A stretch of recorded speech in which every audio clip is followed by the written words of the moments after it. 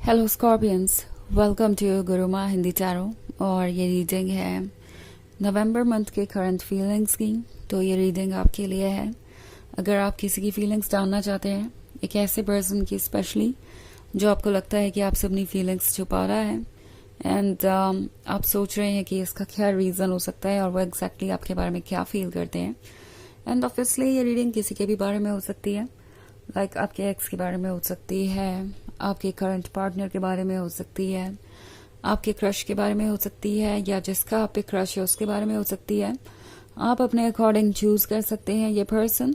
सो चलिए आगे बढ़ते हैं और देखते हैं क्या मैसेजेस हैं आपके लिए। Messages, excuse me, messages for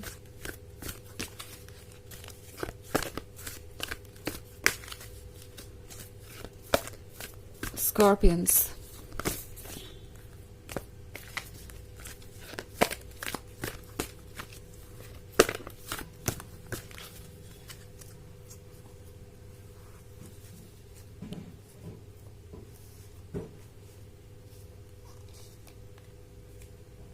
Nine of Fire, Eight of Fire, Three of Water, the Magician, and Four of Earth.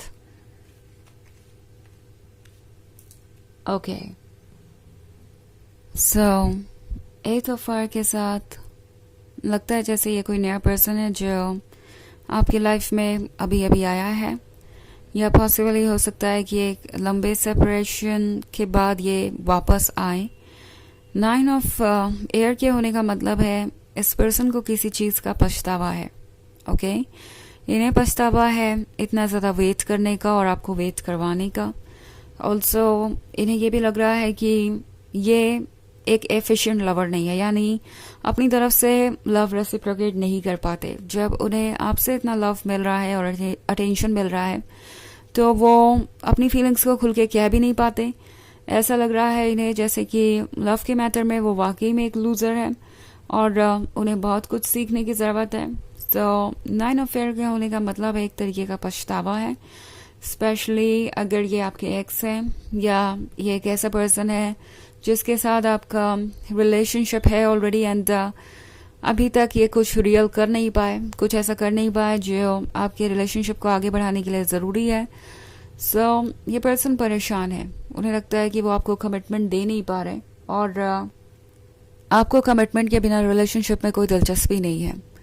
इन्हें पता है कि आप कुछ सीरियस चाहते हैं, आपको ऑब्वियसली किसी एक्साइटमेंट के लिए ये रिलेशनशिप नहीं चाहिए।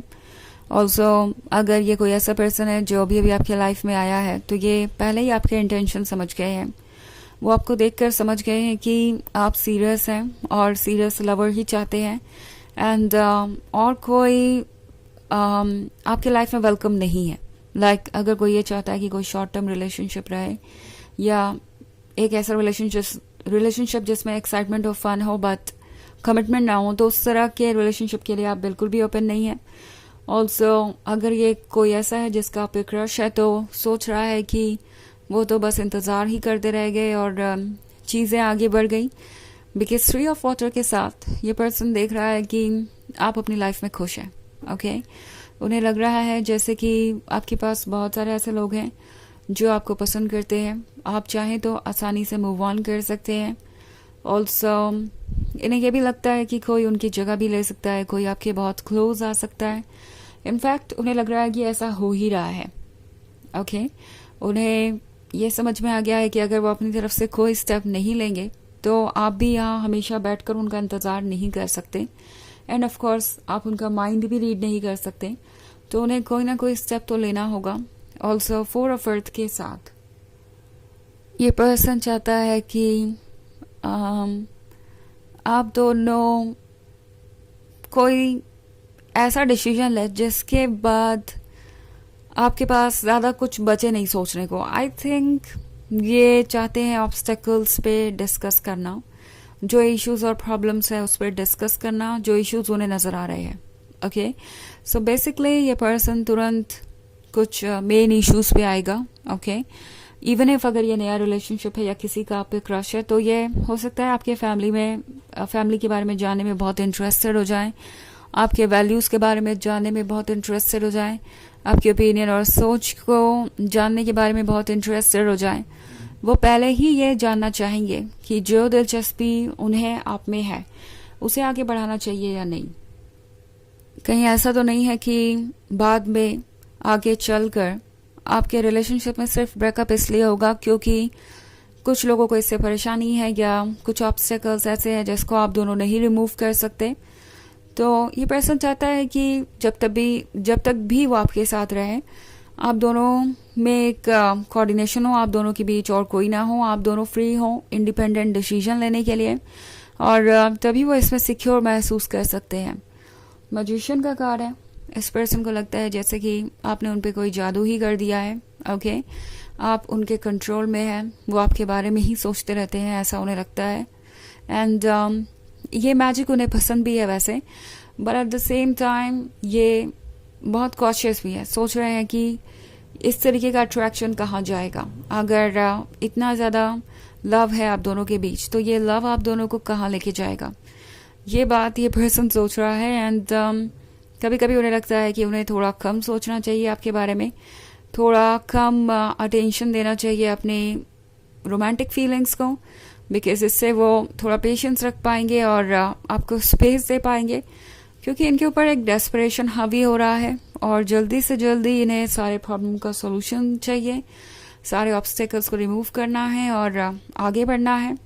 सो इसलिए ये काफ़ी परेशान है, समझ नहीं पा रहे कि क्या करें।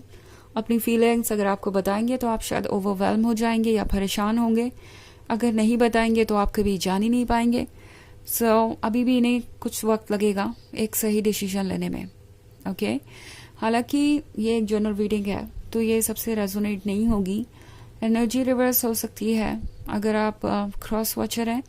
इसके अलावा अगर आप पिछले वीक की रीडिंग देखना चाहें तो उसका लिंक आपको डिस्क्रिप्शन बॉक्स में मिल जाएगा हमेशा की तरह। तो चलिए आगे बढ़ते हैं और देखते हैं और क्या मैसेजेस हैं आपके लिए स्कॉर्पियंस।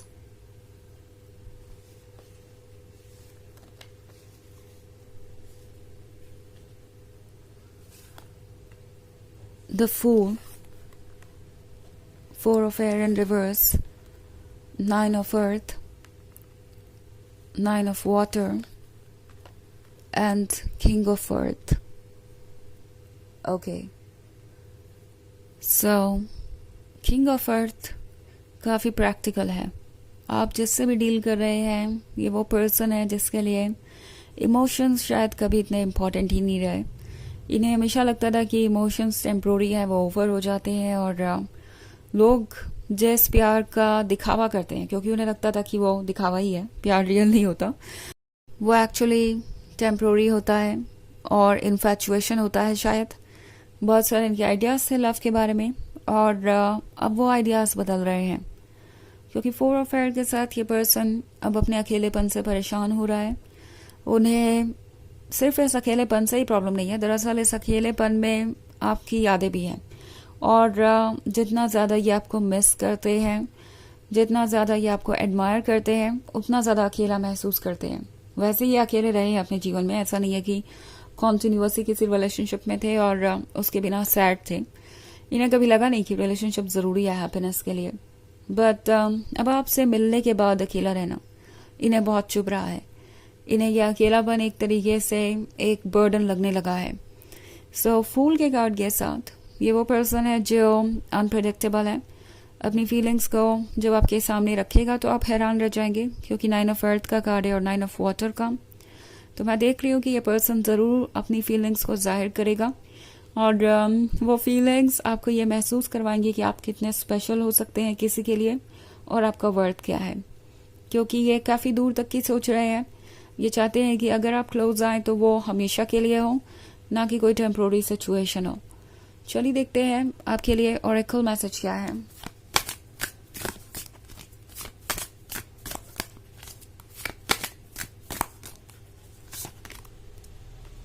प्लांट सीड्स, तो ये कार्ड आपसे कह रहा है कि आपको सीड प्लांट करना चाहिए। ओके, यानी कुछ नया मैनिफेस्ट करना चाहिए, कोई नई चीज़ आपको इस सिचुएशन से बाहर निकालेगी। ये है ड्रीम के बारे में।